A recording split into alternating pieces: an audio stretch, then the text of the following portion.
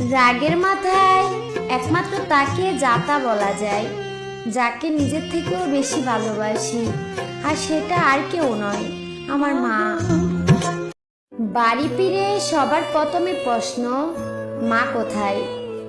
হতে পারে মায়ের সাথে কোনো কাজ নেই, কিন্তু মাকে দেখার পর আলাদা একটা শান্তি আসে, যেটা বলে বোঝানো যাবে না। জীবনে 3টি কথা মনে রাখবেন। 1, যে তোমাকে সাহায্য করে তাকে কখনো ভুলে যেও না। 2, যে তোমাকে বিশ্বাস করে তাকে কখনো ঠকিও না। 3, যে তোমাকে ভালোবাসে তাকে কখনো ঘৃণা করি। সারা জীবন তোমার জন্য অপেক্ষা করব, কিন্তু কখনো আওয়াজ করব না। আমার প্রতিটা লাইন তোমার জন্য লেখা থাকবে, কিন্তু তোমার নাম কখনো নিব না। পুরুষ প্রবাদে একটা কথা আছে, পুরুষ মানুষ জিত করলে হয় বাদশা, আর নারীরা জিত করলে হয় কি সেটা সবাই জানেন, সেটা বলা লাগবে না। তো জিত করে কখনো এই কাজ করবেন না। আবার কিছু মেয়ে আমি নিজে বলবে যে আমার স্ত্রী তো অনেক ভালো, সে আমি এত কিছু বলার পরেও সে আমাকে কোনো কিছু বলেনি।